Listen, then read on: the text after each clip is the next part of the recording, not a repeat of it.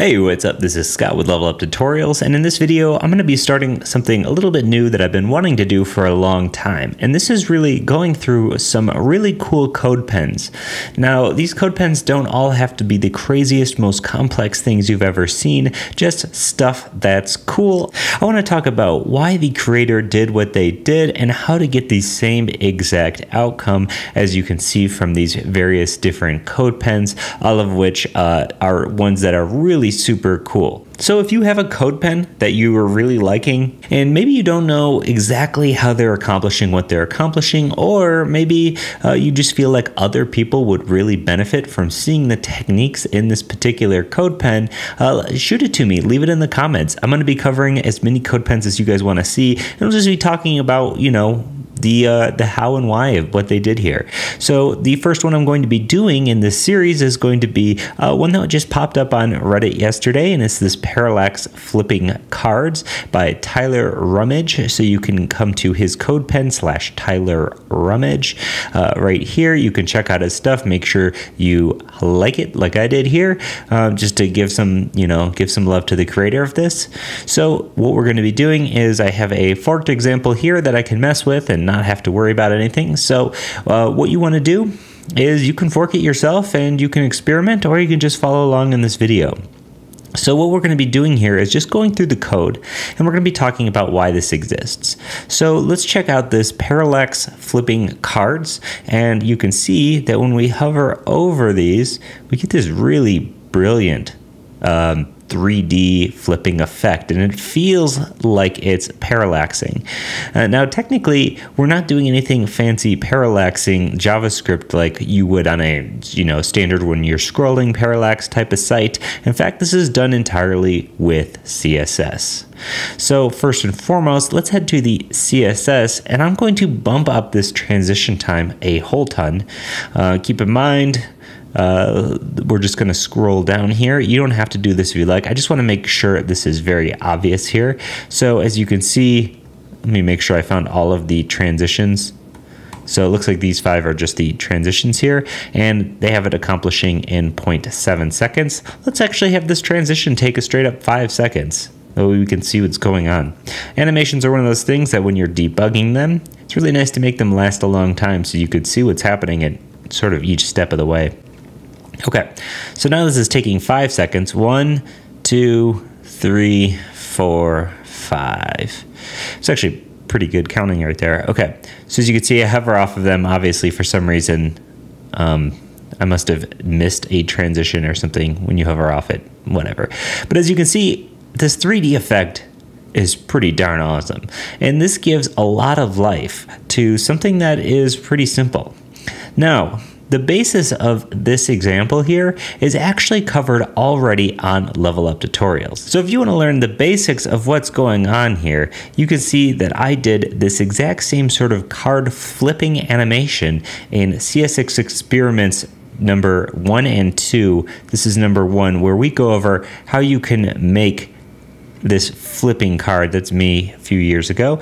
Okay, and we talk about the specifics. And this example is using the same technique to do the card flipping, right? We have a front and a back of a card. They're both divs.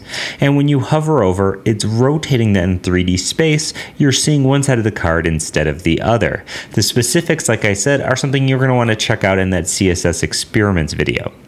Now, first things first, let's talk about this container.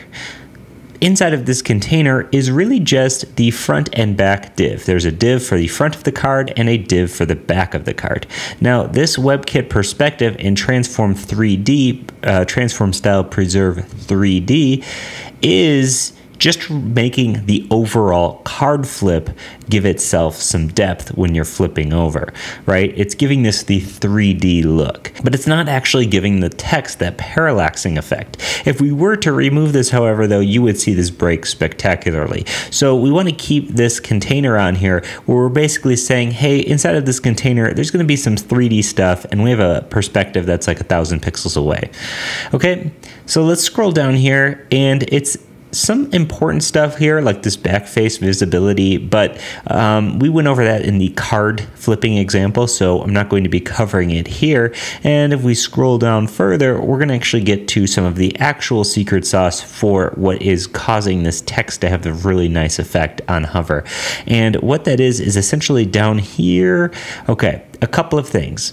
Now here we have the inner class on line 104. If we head to our HTML, I'm going to pop open this front div, and you can see inside of the front div is another div called inner. Inside of the back div is another div called inner.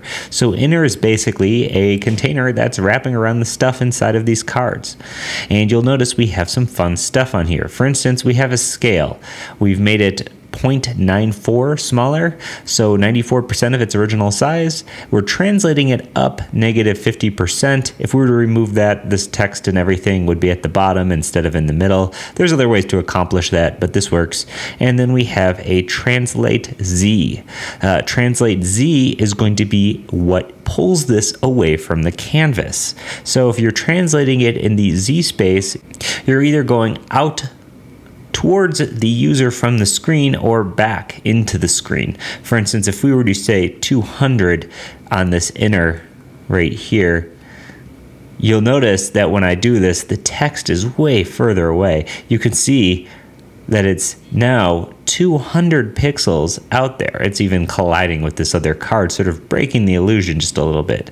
So that position there is what actually gives it this brilliant sort of depth on the rotate. It's what's pulling it away. So if we were able to modify this value in anything we'd like it, we can sort of tune that distance. And this is really it. This is actually a really super cool example for a few reasons, because it's so simple, right? We have this basic card flipping, you have the front and the back. The only thing that makes this feel so cool is this 3D effect.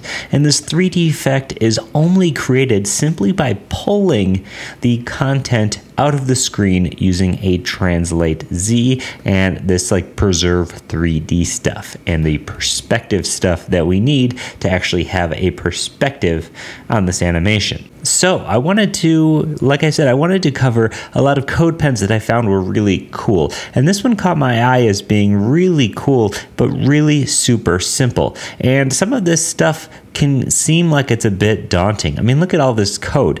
And a lot of this stuff doesn't even need to be here in terms of, you know, we don't need these media queries to understand what's happening. We don't really even need the stuff that's styling the text to understand what's happening. We really just need the text, the card, and whatever to see what's going on here. But like I said, the secret sauce here is in this translate Z, in the transform on the inner div that's pulling everything out.